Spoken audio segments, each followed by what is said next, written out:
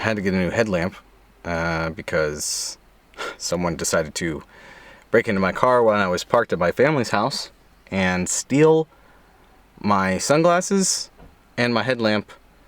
And I just realized I'm pretty sure they also stole my knife, so I had to use my keys to open it. Joke's on them. Sunglasses were prescription, and the knife was pretty much as dull as it could possibly get. But had to get a new headlamp. Shoes, they did not steal my old shoes. I just really needed new shoes. The ones I had were smelling up the entire car, and it was their time. So, yeah. It sucks, but could have been much worse. All of my expensive equipment, besides my tripods, were in the house. I guess it's pretty hard to run off with some tripods without being seen. I don't know. But whoever's out there that took my sunglasses that are prescription and my headlamp, and now I'm pretty sure my knife, although I haven't really looked for it. Maybe it's somewhere down here. I don't know. Enjoy. Anyways, we are in Zion National Park now, and I'm going to walk the river for sunset. And I'm going to talk a little bit about shooting sunset and sunrise in a valley, because I think it's actually very different than most places, and some of the most majestic places on earth are in valleys, and their sunrises and sunsets can be kind of difficult. So stay tuned. Thanks for watching, and we're going to get going.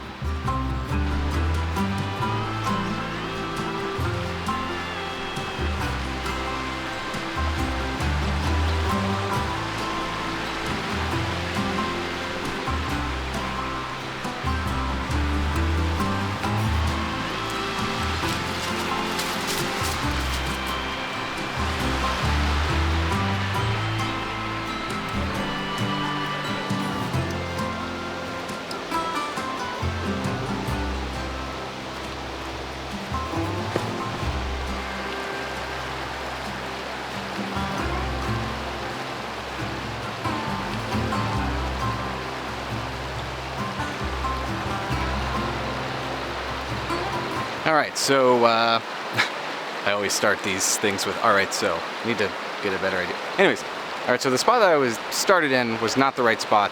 I actually ended up just turning around and audibling to the main shot of Zion that everyone has seen.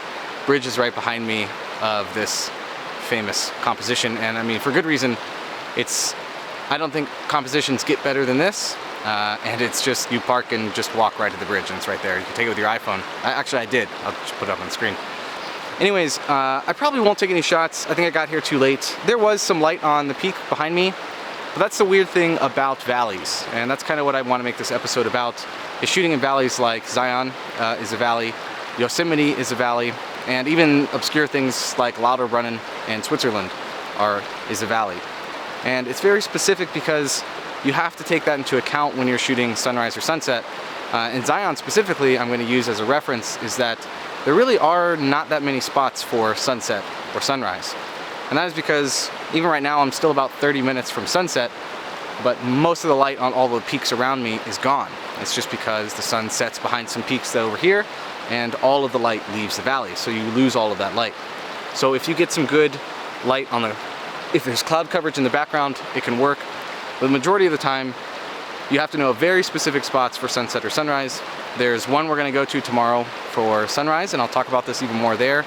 And it's just one of the only spots that gets hit by that morning sun.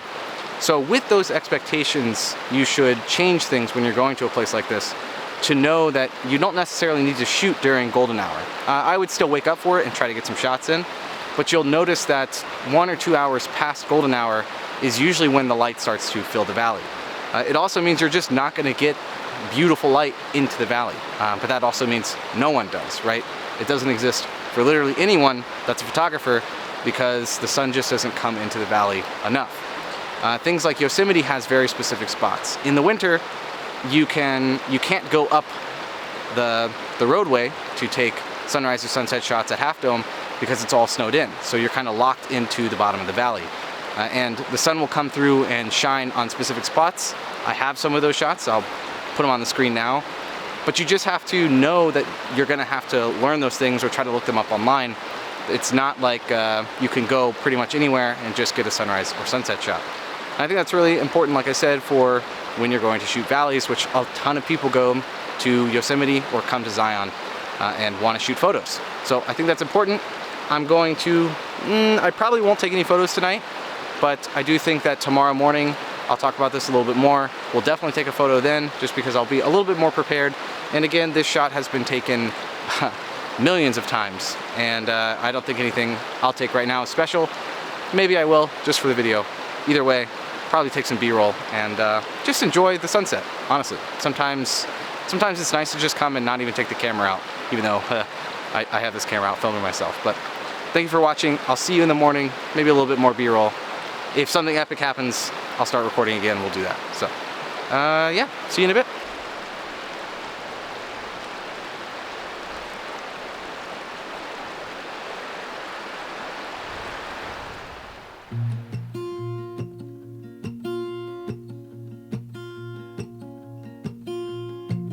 There's a lot of colors, I don't know where to go. See a lot of colors, only feeling blue. There's a lot of colors, lost within a haze. Don't rely on others to get you through the maze. The dreams are not the same for me, standing by the shore while you're on the open sea. Cannot take this anymore.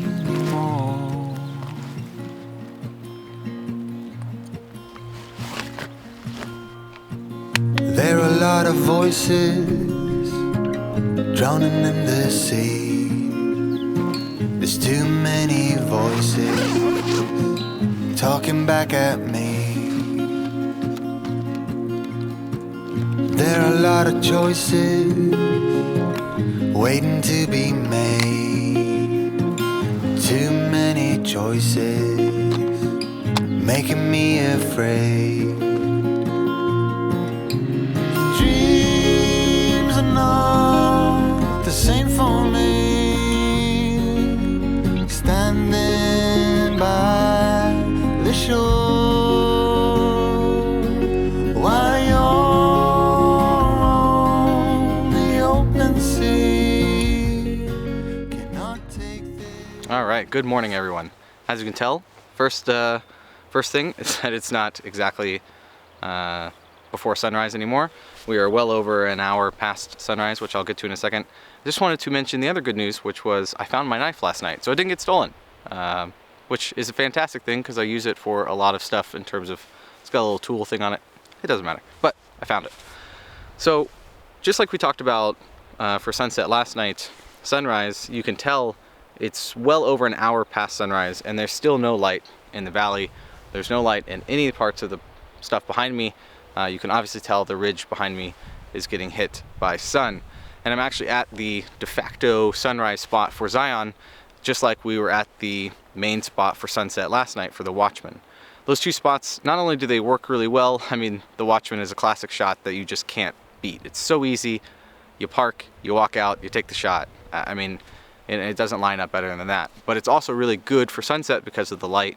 Same with this particular spot for sunrise. It's one of the only spots in the whole valley that gets hit by that sunrise light. And past that, there's not really any other specific spots, depending on the time of year, that get sunrise light in Zion Valley.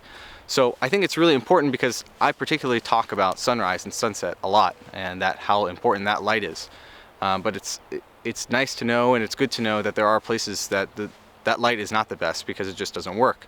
None of the valley is filled with light during those times. Yes, you will be able to find specific spots, not only in Yosemite, but Zion, Lauterbrunnen, all of the valleys that I've particularly been to have some specific shots for those times of day.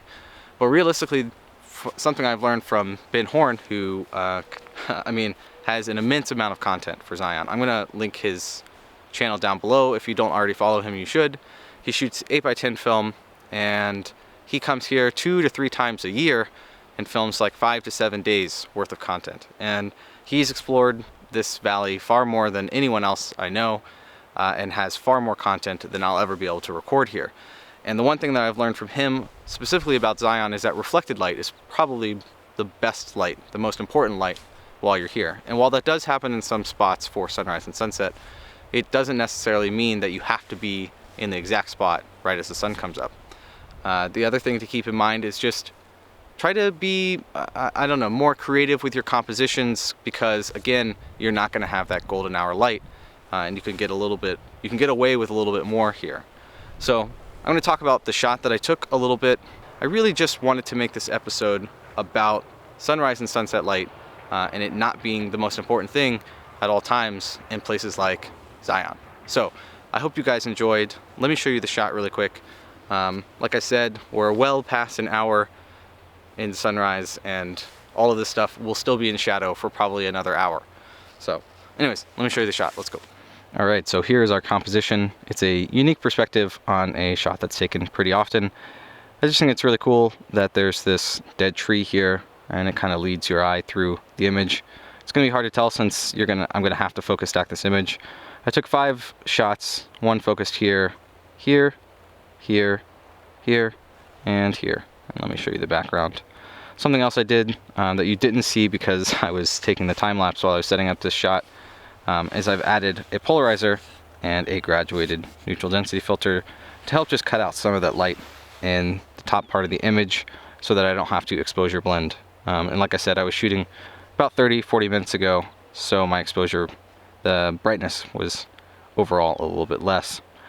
The things I really like about this shot is you can tell there's some reflected light hitting the tree here. That'll help me really blend those together. But it's going to be hard to see in this camera that I'm filming on, but there's a lot of texture that looks really cool in this tree, and by focus stacking the image, I'm going to be able to bring that out really well. And then because of the background, if you've ever been to Zion, it should be something you are able to recognize. And I think that adds a little bit of, it puts this tree in a place rather than just having a tree. So I think that's pretty cool, and I think those will blend together pretty well. So I'm going to end the episode there. If you guys enjoyed this episode, you can like the video. That helps me out the most. And if you really liked it, consider subscribing. But I hope that the subject matter of talking about sunrise and sunset light in places that don't necessarily get the best sunrise and sunset light was helpful. And I hope you guys have a good day. Probably going to attach this image at the end for you, and then I'll probably throw on a few other images I might have captured throughout the day as well. I ended up trying to focus stack this image live on air, and after nearly 2 hours of just blending and fixing layers, I really wasn't quite happy with the results. I decided the photo at its core wasn't strong enough to put a lot more effort into it than that, and that's where I ended my stream. Later that evening, a member of my Discord community, which by the way, if you're interested in joining, you can click the join button down below to find out more, reminded me of a program that I looked into last year, Helicon Focus, but I never really found a use for it until now. I tried it out, and within a few minutes of trial and error, I had a better focus stack than I did for my exhausting edit that I did live on air. I'm going to be making an entire video about this, so be sure to subscribe if you're into that kind of thing. After fixing the focus stack and doing some light dodging and burning, I'm still not in love with the photo just as I was before. The new focus stack wasn't going to fix that. However, forcing myself through the process led me to trying something new, which is one of the best ways to grow as a photographer. So thank you to my community, and thanks everyone who's teaching me new things every day. I'm always grateful, and I hope you learned a little here as well. So with that said, here's some more images, and I hope you enjoyed this. Thanks for watching. I'll see you next week.